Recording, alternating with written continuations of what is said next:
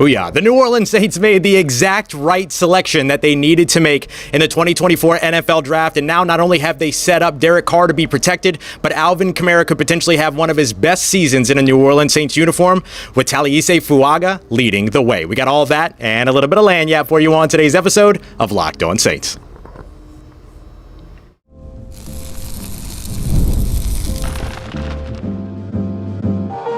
You are Locked On Saints, your daily New Orleans Saints podcast. Part of the Locked On Podcast Network, your team every day.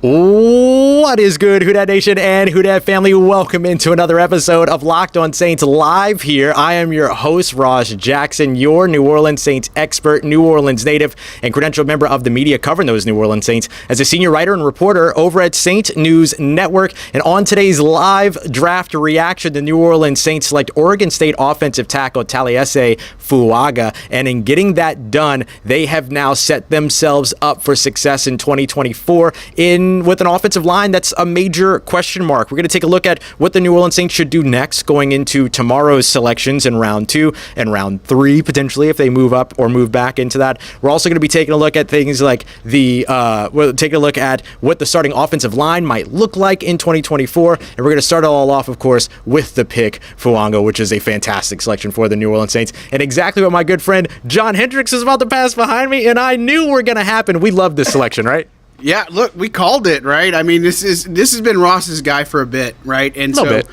we talked about it the other week on our show, and then I think, when I did my final mock today, and just obviously looking at everything, when we went live, we picked Fuaga. This is the right pick. This is the right pick for the Saints. Great selection for New Orleans, and make sure you check out John and I over at Second and Saints. We appreciate you very much for making Locked On Saints your first listen of the day every day, and for being an everydayer here on the show, which is a proud part of the Locked On Podcast Network, your team every day. Look, I'm kind of juggling a couple of things here, so if you're here watching live and everything, I'm like I got a computer in one hand, I got a microphone in the other hand, all that other stuff, so just bear with me throughout all of this as well. But we appreciate you very much for being here and joining us live. We're also taking a look here and want to say that we appreciate very much our good friends over at LinkedIn for making this show possible. Today's episode of Locked On Saints is brought to you by our friends at LinkedIn, where you can find qualified candidates to hire faster and for free. Post your job for free at linkedin.com/LockedOnNFL. That's it's linkedin.com/LockedOnNFL to post your job for free. Terms and conditions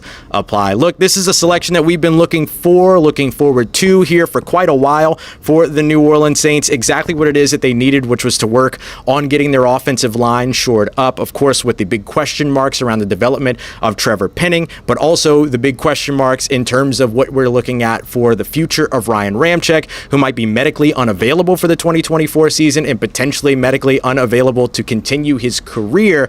This was the right selection for the New Orleans Saints. I'm not going to lie, though.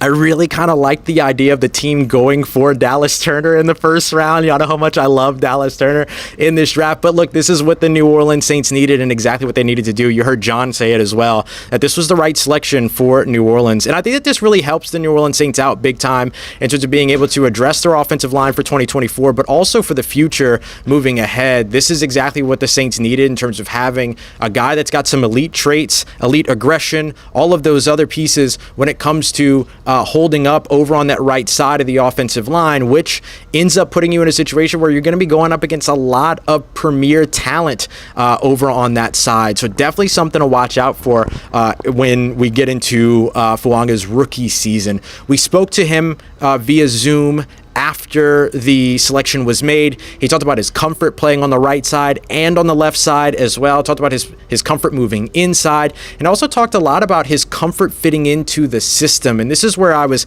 kind of getting to this idea that, hey, maybe this is going to be one of Alvin Kamara's best seasons potentially, is because he is somebody that has comfortably played in a wide zone offense, blocked for the outside zone run, all of those other things. These are things that they did at Oregon State that the New Orleans Saints are trying to implement heavily into their offense this year. If you haven't gotten the chance, you really could go check out Clint Kubiak, New Orleans Saints offensive coordinator, joined Deuce McAllister and Mike Haas over at WWL Radio. And one of the things that they talked about was what the wide zone offense looks like. And obviously Deuce, a phenomenal running back in the NFL, he was a guy that for sure should be in a situation to where like he's going to know what you're talking about when it comes to implementing different things in the run game. And they kind of had a little bit of a breakdown, talked a little bit about it, all that, and I thought was really interesting. And yeah, look, they want to be able to run outside the tackle, outside the tight end, and that puts a lot of stress in the run game on those offensive tackles. So having guys like Fuaga come in who already have a bit of that comfort in playing in that area, I think that goes a long way for the New Orleans Saints. For a guy that might start his rookie season, depending upon what it is that goes down with Ryan Ramczyk over the course of the 2024 season and the rest of this offense. So that's really the way that I look at it. And the Saints really had their board fall perfectly for them here. They had 6 quarterbacks go in the top 12. No defensive players went off the board after the New Orleans Saints selected at 14. Fuaga was still there. There were also still every edge rusher, every corner was still there. They had their pick of the litter, but I think that they made the wise decision, the right decision in addressing their offensive line and getting this taken care of. So I'm excited. We're going to talk to Dennis Allen a little bit later, either Dennis Allen or Mickey Loomis. We'll get one of them a little bit later. And I expect that even with a lot of people talking about the fact that Fuaga can move inside, that they're going to look at him as a right tackle. They're going to look at him as a guy on the end, which I think goes a long way for what this offense wants to be, wants to look like, wants to do in 2024. So I think he's a great fit for New Orleans. He's somebody that's going to help them in exactly the areas that they need help. And I think that his play style, his aggression, his sort of relentless nature, the Insiders group got a film study on Fuaga going up against Laiatu Latu, the game that kind of put him on the map up against UCLA, and he held his own there and effectively blanked Latu, who was one of the best edge rushers in college football last year, and one of the top edge rushers, I think the number one edge rusher to go off the board at 15, the pick right after Fuaga to the Indianapolis Colts. That's really the game that kind of put him on, and you can see the aggression, but you can also see the patience, the getting into his pass sets, the craftiness of flashing hands to get guys to take a wider arc, the play strength that he has. He's a really strong guy.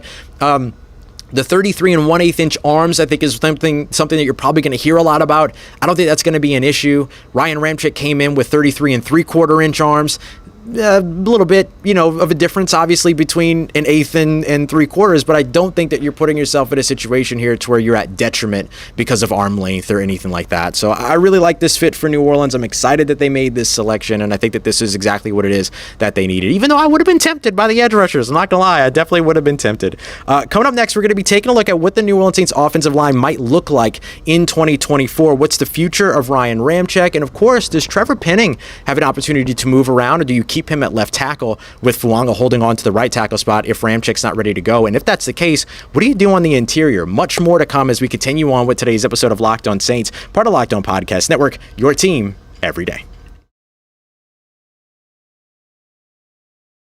Today's episode of Locked On Saints is brought to you by our friends at LinkedIn Jobs. LinkedIn Jobs makes it easier for you to hire those quality candidates that you're looking for. Just like in the NFL draft, you're trying to find the right talent to add to your team, and you know that a championship team is all about the players that make that team up. It's not about anything else, and that's the same thing for a small business. You want your team to be championship level? Well, LinkedIn Jobs is a place to hire professionals like a professional. In fact, look, it's not just any job board, right? LinkedIn users, over 70% of them don't even look at other job posting sites. 86% of small businesses get qualified candidates within 24 hours.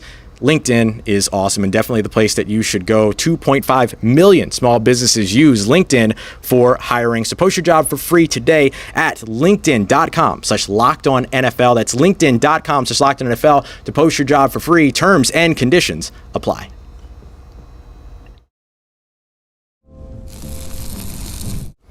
All right, family, continuing on with today's episode of Locked On Saints. Take a look at the selection of Taliese Fuaga, who's coming in to help out the New Orleans Saints on the offensive line. The selection that we thought was going to happen. This is actually now 3 years in a row that we have absolutely nailed the selection for the New Orleans Saints here. So, little tiny pat on the back when it comes to all that, but very excited that that's where we're seeing the New Orleans Saints go here. As we look at the next piece of all this, Taliese Fuaga is somebody that can very easily become your starting right tackle right out of the box, right? Like, he is a plug-and-play guy right as we get started here in the 2024 season. And I think that's the way that the New Orleans Saints are going to look at him as well. And so I think that that's where you're going to see him. Ryan Ramczyk might not be ready to go at the beginning of the season. He might not be ready to go for 2024. He might not be ready to go moving forward, period. And that's going to be a big issue for the New Orleans Saints. But look, drafting a guy like Fuaga, who a lot of people believe, a lot of experts believe, can be a 10-year starter in the league, that's exactly what it is that you're looking for and what you hope to be able to get with this young guy. And he is a tenacious player and all that. So I think he can absolutely fit in at right tackle. So let's take a look at what we think the New Orleans Saints can do and will look like over on the offensive line. We appreciate you very much as always. Make it Locked On Saints your first listen of the day every day. Don't forget to go and check out Locked On Sports Today as well for all of the draft coverage that you need from all of our local NFL hosts that know the teams better. None of the screaming, none of the shouting that you might find on some of those other big networks and stuff like that. You're going to get the in-depth analysis that you're craving when it comes to the NFL draft over at Locked On Sports Today, which you can find for free on YouTube or on the free Amazon Fire TV channels app. So, the New Orleans Saints offensive line in 2024, I think, will look like this. Left tackle, Trevor Penning. Left guard, question mark for right now. Center, Eric McCoy. Cesar Ruiz, right guard. And I think it's very possible that we see Taliese Fuaga immediately at right tackle. Now, if Ryan Ramczyk is ready to go, it does become interesting because Fuaga did express comfort in the idea of moving inside and playing inside. So could you put him, and he also expressed comfort in playing on both sides of the line. And so with that being the case, could we potentially see him move over to the left guard spot if Ramczyk is ready to go at the beginning of the season? I think that that's real. Now, we have to see what the New Orleans Saints do for the rest of the draft. We have to see what the New Orleans Saints do in free agency after the draft as well. There's a lot of those big question marks that need to be answered. And so with all that in mind, there's a real shot here that you could see Taliese Fuaga starting for this team right off the bat. So what does that mean for the New Orleans Saints? Well, the one thing that becomes a little bit challenging is that you are introducing a new offensive system here in New Orleans. And even though Fuaga has some experience with it in the collegiate ranks, it could be something that takes a little while for him to get comfortable with when it comes to the NFL game, right? And so you're going to probably see a little bit of growing pains when it comes to it, but I think that's okay. I think the New Orleans Saints as a whole will probably see about 3 or 4 games of growing pains anyway, and so you might as well get the new guy settled in that way, and that's going to be all right. The thing that I think benefits not only Fuaga but the rest of the team when it comes to the opportunity, or when it comes to adding in that new offensive system, is that they're spending their entirety of training camp not here. I'm at the New Orleans Saints facility right now. The New Orleans Saints will not be here. I will not be here during training camp. All that's going to be taken care of over in Irvine, California. And so that gives you the opportunity as a team to be around one another 24/7. To be working with one another 24/7, to be, trying out some blocking moves, trying out your pass sets, doing some extra work, watching film together, all these other things. I think that goes a long way. And we already know that Fuaga is the type of guy that wants to take in information and wants to soak up information from everybody. When we were talking to him after the draft, after he was selected in his media availability, one of the things that he talked about was speaking with guys like Mike Ayupati, who was in the NFL, and sort of getting an idea of what it is that you got to be ready for in the pre-draft process and all that. Talked about how he's just kind of a dude that like soaks in what it is that his coaches are telling him. That's exactly what it is that the Saints need right now on their offensive line, particularly when it comes to youth. So you get youth, you get high IQ, you get experience in your system, you get a guy with a little bit of versatility, so you might be able to move him around if you need to, and then you get a guy that's coachable and that's ready to go and that wants to learn more and that wants more information at all times. I think that's exactly what the New Orleans Saints are looking for. They want somebody that's hungry like that, and I think that they found him in Taliese Fuaga, which, by the way, Talese is the name, Fuaga with a light N sound at the end there. Speaking with him today, he gave us some clarification on the pronunciation of his name, so very grateful for that. And I think, too, getting a guy like John Benton in over the course of the offseason, which puts them, which kind of creates that separation away from Doug Marrone, who didn't really find the success in developing Trevor Penning in the way that a lot of people might have thought that he would be able to. So I think getting a guy like John Benton in that's going to be able to come in and work with Fuaga as his rookie they're both coming in their first season together. I think that can go a long way in terms of his immediate development and also long-term development, depending upon how long both of them are around within the facility. And again, a lot of people believe that Fuaga can be a 10-year guy, and that would be a great situation for the New Orleans Saints, who nearly had that in Ryan Ramczyk, but now, of course, all the health question marks have come up and popped up there. So I think the next question is, who starts at left tackle? Will it be Trevor Penning or will it be somebody else? I think that they need to give Trevor Penning the opportunity, whether it's in training camp or even week one, like whatever. But I think giving him the opportunity to be able to come in and learn that position, work in that position, all of that, I think that's got to go. That's got to be their first priority, right? And so if you can get Trevor Penning trained up in the new offense with a little bit of a lighter touch from the coaching staff, getting opportunities, staying healthy, obviously will be a big part of that as well. And then get Fuaga, who has been a long-term healthy guy, over on that right tackle spot up to speed. If Ryan Ramczyk can't go, then they should be in a good place. But I think now your biggest question mark becomes your left tackle position. So how do you safeguard that? Do you sign an Andrus Peat back so that he can give you a potential starter at left guard, but also depth at left tackle if Penning, isn't able to win that position? Do you go out there and find another, left tackle later on in this draft, a Javon Foster, a guy that has experience in the wide zone offenses and running those zone runs and blocking and has left tackle experience, and you have the opportunity to potentially start him out there or at least have him compete with Trevor Penning over on the left side?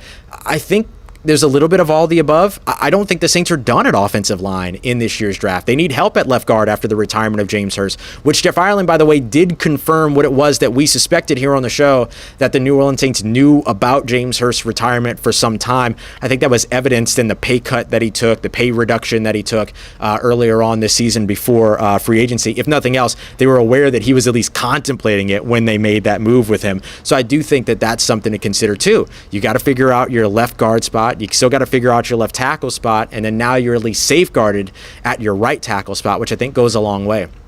The New Orleans Saints need to be able to protect Derek Carr. They need to be able to get the ball out quickly. They need to be able to block for their run game, and they need big time advancements in that run blocking. Last year, the Saints lost at the line of scrimmage way too often, getting backed up off the line of scrimmage, not paving the way for 3 yards before the running back even gets there, which I think is a big thing that you should be doing in your run game. You want to reset that line of scrimmage 3 yards upfield so that your running back's not running through contact until he's already gained at least 2 yards. And that's something that the New Orleans Saints could not do last year. And because the running backs were not able to pick up yards after contact because they were, they were being run up the middle, they were in a situation to where they were constantly having contact against some of those big guys. You want to be able to change that. So being able to move the offensive line laterally while also pushing upfield allows you to be able to do that. That's where the outside zone comes in. That's where the wide zone offense comes in. And so having a guy like Fuaga at 14, which by the way, the Saints didn't trade up, right? They took the selection right where it was that you expected them to take that selection. They let the draft come to them at 14, which worked out perfectly for them as they were able to get the guy that we all thought that they were going to be targeting. So really, really happy for New Orleans in terms of making that selection. Really, really happy for Saints fans that they should see a better run game and better protection up front than what they were able to put on the field last year with all the injuries and things like that took place. I think that there's a real opportunity here for New Orleans to be able to take the advanced steps that they've wanted to take over the course of the last couple of seasons. So next up, what I want to look at is, now that they've got Fuaga, where do they go next? Taking a look at the board, there's still some prime targets available for the New Orleans Saints when it comes to the wide receiver position and the interior offensive line position. So let's break down what some of their options might be as we wrap up today's episode of Locked On Saints, part of Locked On Podcast Network, your team every day. We know that Taliese Fuaga is going to be here ready to compete, and I've got a competitive side as well, and my competitive side absolutely loves Monopoly Go, and I know that yours will too. I want you to go and check them out over on the App Store or Google Play. It's awesome. It's the hit mobile game that you can play for free that ends up effectively giving you access to the old Monopoly and several hundreds of different Monopoly boards that you can play in crazy locations, build up amazing cities that bring you big money, all of that. It's super super fun. Jake Madison and I mess with each other on this game all the time, using wrecking balls to knock down each other's, cities, and making sure that we're like charging each other like crazy for landing on iconic properties that you know and love from the classic Monopoly. But it's not just the competitive side that loves it. You can also team up with your friends as well, all around the world, for time tournaments and huge rewards. So go and check them out today and join your friends. Download Monopoly Go now for free on the App Store or Google Play.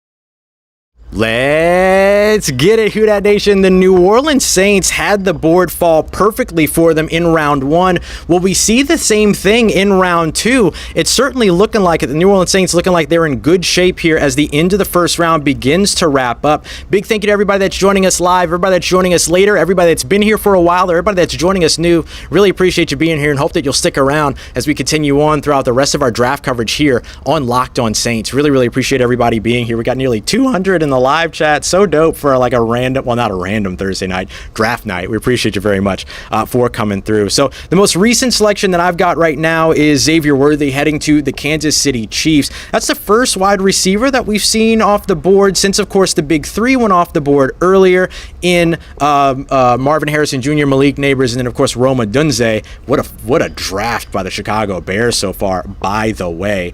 Dallas Cowboys currently on the clock, and as we're discussing this right now, the Saints have some really good opportunity to be able to load up at wide receiver once they get to the second selection. Oh, here we go. We got the Ravens going to the secondary and Nate Wiggins. We've got Tyler Guyton going to the Cowboys. So we're seeing a lot of good stuff from the way that this board is falling and how the New Orleans Saints could potentially capitalize on that at pick 45. So let me go ahead and wrap this up here and we look at what's ahead. So wide receiver obviously is a big one because I'm wrapping it up here because I know we're going to be talking to Dennis Allen here soon. But obviously wide receiver is a big one. Right now, Xavier Legette out of South Carolina still on the board as we speak. Keon Coleman out of Florida State still on the board. Malachi Corley out of Western Kentucky still on the board, and several other talented receivers like Roman Wilson out of Michigan, Troy Franklin out of Oregon. Like, the Saints are in a really good position here if they decide that they do want to address their wide receiver position in the second round. Now, we're also seeing guys like Zach Zinter on the interior. So far, I believe Jackson Powers-Johnson, has he been selected yet? Hold on, let me double check this. Yeah, Jackson Powers-Johnson still on the board at the moment, which really helps out the New Orleans Saints there as well. They could potentially go interior offensive line in the second round. Like, there's a lot of good stuff that New Orleans could potentially pull off here. So we'll see exactly how it is that the Saints handle this and what it is that they're able to bring in. I agree with Eric Reynolds here. I want Xavier Legette in New Orleans. I think he would be the perfect selection for them at 45. Or they could potentially trade back if all those guys are still on the board, add a couple of picks, or move back a couple of steps and add a pick in the fourth round or something like that, whichever one that it is. But I do think that there's a real opportunity here for the Saints to really have a strong couple of first days and then maybe come back in day 3, move up from round 5 into the fourth round to address some of their other big needs as well. So I like where it is that the New Orleans Saints can go from here. Whether it's Xavier Legette, whether it's Zach Zinter, whether it's Jackson Powers-Johnson if he randomly falls to 45, whether it's Christian Hayes out of Connecticut on the interior offensive line. There's a lot of good ways for New Orleans to go here. So I think wide receiver, I think offensive line on the interior make a lot of sense for the Saints in the second round. I wouldn't rule out defensive back. We know the New Orleans Saints love taking defensive backs in the second round as well. So endless opportunity for the New Orleans Saints, and the board should fall very well for them, ideally, just based upon what we're seeing here so far in night 1, just like the board kind of fell perfectly for them in night 1. I mean, them being able to stand pat at 14, not trade up, which was the big fear, like don't panic, don't trade up, and they let the draft come to them, and bam, they end up with their guy in Taliese Fuaga, and that's huge for them, and I think they're going to be able to potentially land another great prospect here as they move forward going into tomorrow. I think my dream of dreams would be Xavier Legette, the wide receiver out of South Carolina. You want somebody with that sort of dominant mentality that can play outside, that can be a yards after catch threat for you, and that you can move around as well in this Clint Kubiak version of the wide zone offense that's still going to want these positionless guys. I think adding him to a wide receiver core of Rashid Shaheed, Chris Olave, A.T. Perry, and some of the other guys that they brought in this offseason, adding him to the threat of the skill position players like a versatile Taysom Hill, Alvin Kamara, all that. Just add as many of those versatile players as you can. All those positionless guys. I absolutely love the idea of that. And I think that it takes the New Orleans Saints from being a team that a lot of people expect is going to finish towards the bottom of the NFC South to maybe really helping them enter the conversation as a competitive team. And I hope that the New Orleans Saints kind of stay a little bit slept on over the course of the offseason. Even if they do have a good draft, I hope that the experts don't start to talk about them as a threat in the NFC South. I want to see this team work with an underdog mentality with a talented roster. And if they can get it all together, get the system going, get good play from Derek Carr, protect, run the football, add weapons, and play the core defense that they've always played, and that outstanding defense that they've always played, there's a big opportunity for them to be able to surprise some people in 2024. But my goodness, I want it to be a surprise. I don't want all the hype. I don't want anybody buying in to their stuff or anything like that. I really want to see these New Orleans Saints come out here and be able to continue to add talent and then be competitive when we get into the 2024 season watching this team. So I think this opening selection of a Taliese Fuaga and at 14 in addressing their offensive line, I don't know what happened to my words there. It all went away. But being able to do all that is awesome. And I also think that there's a good chance, Eric Reynolds beat me to it, but I also think there's a chance that you already have another potential starter on your offensive line, and Nick Saldiveri, who they traded up for at the beginning of the 4th round. So I think that can help you fill out your offensive line as well. So maybe wide receiver just makes the most sense for the New Orleans Saints in the 2nd round, and certainly would love to see them be able to add the right type of player that can come in and have an immediate impact for them as they get started. So I'm really, really excited about where the New Orleans Saints first night went, how perfectly the board fell for them, how perfectly the board has fallen for them so far here in at the end of the day. And looking at, the players that are still going to be left, the wide receivers not having much movement post the top 3 guys and all that. So the Saints should be in a really, really good position here after we see defense go again to the Ravens and all that. So, yeah, I mean, if I'm planting my flag, I'm planting my flag on South Carolina wide receiver Xavier Legette. I think he's the perfect addition for this New Orleans Saints team. So I'm all about that. Or defensive tackle. Good point. I think defensive tackle is another good one. I mean, if you're seeing some of these defensive tackles really, really fall, there could be a way to be able to add that in there too and start to bolster up that defensive line. You've helped yourself in terms of the offensive run game. Can you help yourself in terms of the defense stopping the run game? So I'll tell you what, we'll do another episode tomorrow on Tuesday.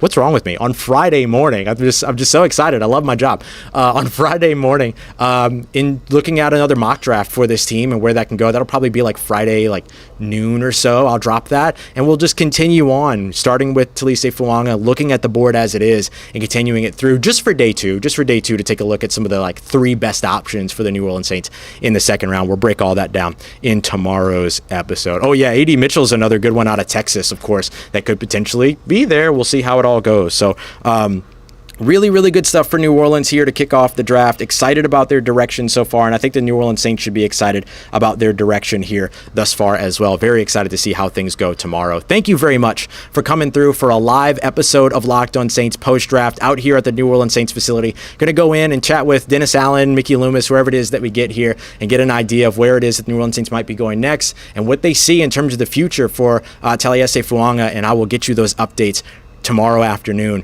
before day 2 gets underway. Thank you very much, as always, for being here, making Locked On Saints your first listen of the day every day. Don't forget to go and check out Locked On Pelicans and Locked On LSU as well. I know the NFL draft is exciting, but great stuff going on all around Locked On Louisiana as well. Appreciate you, as always, making us a part of your day, part of your routine, for saying yes to me on the show. As always, if you see me, please say hi. And if you need anything else around your New Orleans Saints in between these episodes, make sure you follow me on your favorite social media at Ross Jackson, NOLA. Hit me up. Let me know how the family's doing. Let me know how you're living. Let me know how you're momming them. And trust you, that nation.